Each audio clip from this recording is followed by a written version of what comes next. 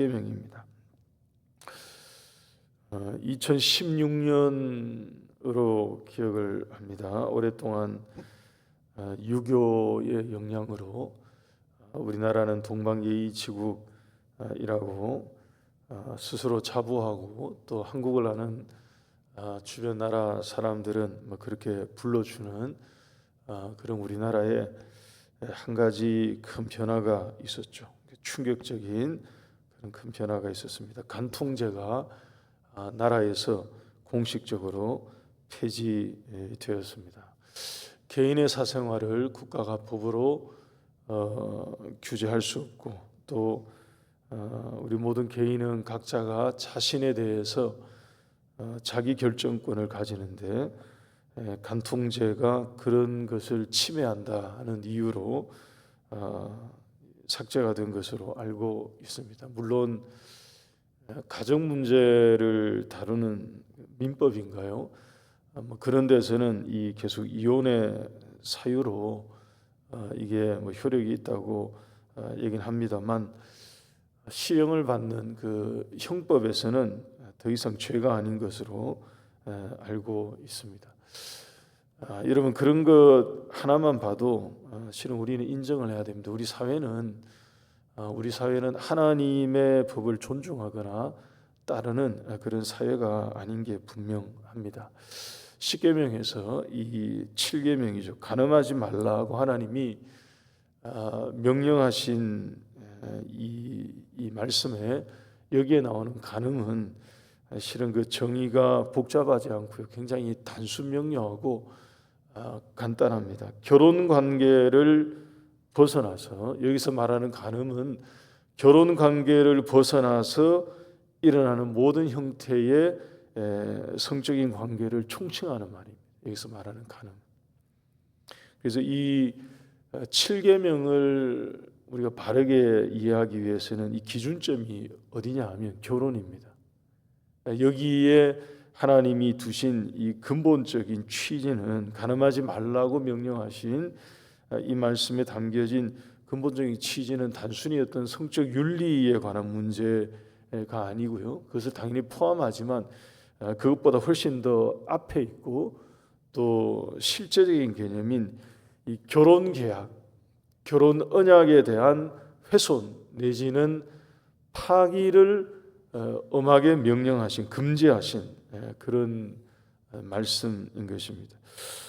여러분 구약의 율법에는 조항들이 한두 가지가 아니죠. 이 항목들이 굉장히 많습니다. 근데 그 굉장히 많은 여러 항목들 중에서 조항들 중에서 그것을 위반했을 때, 위배했을 때, 어겼을 때 죄값으로 목숨을 잃게 된다고 하나님이 말씀하신 것이 세 가지 정도가 있습니다. 첫째는 우상 숭배가 거기에 해당합니다.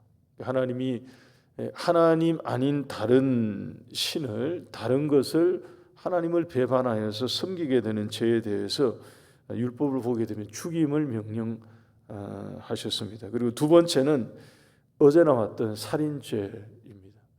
다른 사람의 생명을, 남의 생명을 임의로 빼앗는 그 죄에 대해서 하나님은 그 상대방의 피값을 피로 갚으라고 말씀을 하셨습니다. 그리고 세 번째가 바로 이 간음입니다.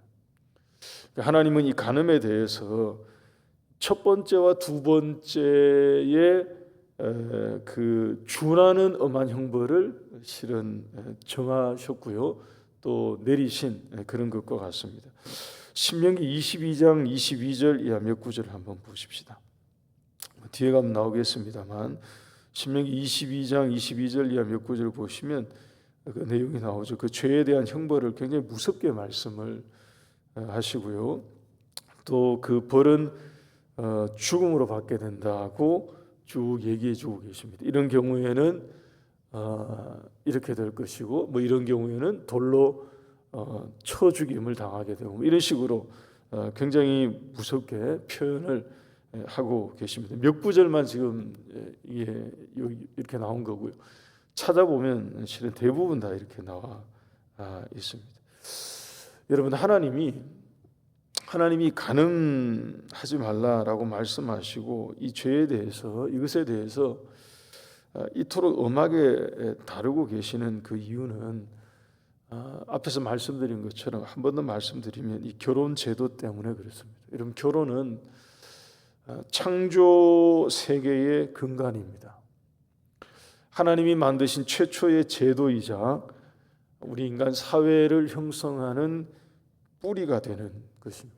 하나님이 아담과 하와를 만드셨다는 것은 그저 인류의 조상을 만드셨다는 그런 차원을 넘어서서 한 남자와 한 여자를 통해서 하나님의 나라를 생성하고 번성하게 하는 출발점으로 부부를 세우신 것입니다.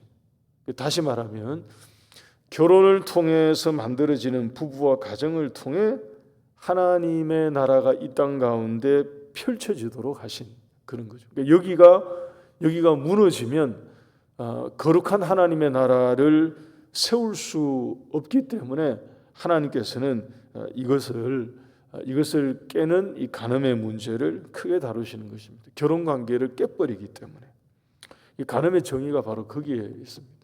다시 한 번 더 상기시켜 드리면 결혼 관계 이외에 발생하는 모든 형태의 성적인 연합이 간음인 것입니다. 그것으로 하나님의 나라를 무너지게 하는 것이기 때문에 여러분, 성경을 보게 되면 사탄은 늘 이 문제를 사용합니다. 음욕, 음행, 음란, 이런 문제를 계속해서 사용해요. 모든 죄가 도사리고 있는 곳에는 이것이 굉장히 강력하고 유효한 도구로 사탄은 이것을 사용해요. 지금도 사용하고 있죠. 구약에서부터 계속 나오는데 현재도 이것을 매우 강한 도구로 사용하고 있습니다. 무너뜨리는, 가정이 파탄나게 만들고요. 그것 때문에 그냥 한 가정의 문제로 끝나는 게 아니고요, 사회 문제로 이게 드러나게 되고요. 그래서 하나님은 이것을 우상숭배에 준하는 형벌로 다룹니다. 살인죄에 해당하는 아주 중대 범죄로 실은 하나님은 간주하고 계신 그런 것으로 우리가 이해를 해야 합니다. 신약에 오게 되면 하나님과 성도의 관계를, 또는 예수님과 이 교회의 관계를 전부 다 이런 관계로 비유를 하죠. 신랑 신부의 관계, 혼인 관계. 왜냐하면 그것이 신성한 연합이기 때문에 하나님께서 그렇게 비유를 하십니다. 그래서 하나님을 떠나서 다른 신을 섬기는 것을 엄하게 금지한 그것이 바로 이 문제와 연결이 되어 있는 거죠. 보다 정확하게 말씀드리면 여러분, 하나님을 떠나서 다른 신을 섬기는 문제보다가 하나님을 섬겨요. 하나님을 섬기는데 하나님을 섬기면서 동시에 또 다른 비슷한 하나님을 또 만들어서 같이 겸하여 섬기는 거죠. 이게 정확하게 뭐냐 하면, 남편이 있는데 또 다른 남편을 만들고요, 아내가 있는데 또 다른 아내를 겸하여 같이 이렇게 연합하는 이런 문제, 이게 다 간음이죠. 그래서 여러분, 이 문제에 있어서 우리 한 가지 짚고 넘어가야 될 게 있습니다. 구약에 보면 일부일처제가 아니고 많은 인물들이 여러 명의 아내를 두고 있는 것들이 많이 있죠. 장면들이. 이전에도 한번 말씀을 드린 것으로 기억합니다만, 여러분, 하나님이 처음부터 정하신 이 원뜻, 원래 뜻과 추후에 사람들의 요구나 문화적인 어떤 필요, 이런 거에 의해서 허용해 주신 것의 차이를 우리가 구분해야 된다는 말씀을 제가 몇 차례 드린 것으로 기억합니다. 하나님께서 원래 만드신 뜻으로 정하셔서 주신 그 하나님의 원래 뜻과 추후에 사람들의 강력한 요구, 바램, 어떤 시대적인 배경 가운데 문화적인 산물 비슷하게 허용되고 허락된 일정 기간, 이런 것과는 우리가 엄밀하게 구분할 필요가 있습니다. 예를 들어서 왕정제도가 대표적으로 그런 것 아닙니까? 하나님은 왕정제도가 뜻이 아니에요, 여러분. 하나님이 통치하시는 이스라엘 백성들이 하나님의 나라가 그렇게 세워지기를 원하시고 정하신 것이 하나님의 뜻인데, 추후에 사람들이 그것을 요구하게 되면 이라고 말씀하시죠. 그리고 실제로 사람들은 추후에 그것을 다른 나라의 제도를 보고 요구합니다. 우리도 왕 세워달라고. 하나님이 추후에 허용하신 거죠. 허락하신 거죠. 여러분, 거기에는 원래부터 있던 하나님의 거룩한 뜻에 해당된다고 볼 수 없기 때문에 항상 뭐가 있느냐 하면 위험이 도사해요. 이게 잘못되었을 때 나타날 수 있는 부작용이 언제나 거기에는 내재되어 있습니다. 그래서 문제가 터지면 큰 문제가 되는, 인간 왕을 세우는 그 실험은 그래서 결국엔 실패했죠. 북이스라엘과 남쪽 유다가 그 왕국이 다 망함으로 실은 그것을 강력하게 요구해서 만들고 세운 그 제도가 실은 실패로 끝났음을 실은 우리에게 보여준 것과 같습니다. 여러분, 이 혼인제도도 마찬가지입니다. 구약에도 일부 다처제가 있지 않습니까? 아브라함도 그랬고요. 이런 인물들을 막 얘기할 수 있거든요. 근데 여러분, 대부분 거기에 보면 피해갈 수 없는 문제들이 다 발생합니다. 그 가정에. 아브라함 가정에도 그랬고, 심지어 다윗의 가정에도 그 문제 때문에 나중에 다 문제가 생기지 않습니까? 솔로몬의 가정에도 마찬가지고 왕국의 분열을 부르는 시발점이었죠. 야곱의 가정에도 그 문제 때문에 어려운 갈등이 일어나고, 이게 연루되지 않은 가정이 없을 정도로, 경우를 찾기가 어려울 정도로 하나님의 원래 뜻을 일부 일처제합니다. 아담을 만드시고 하와를 만드셔서 가정을 출발하게 하신 여기에 하나님의 거룩한 뜻이 있거든요. 신약에 오면 여러분, 교회 직분자를 세우는데 명확하게 명시되어 있죠. 이 남자가 남편이 한 아내를 둔 자여야 하며, 이런 게 딱 되어 있습니다. 그러니까 하나님의 뜻은 한 남자와 한 여자가 만나서 가정을 이루는 그 신성한 제도, 거룩한 결혼, 이 거룩한 언약을 지키도록 말씀해 주신 거죠.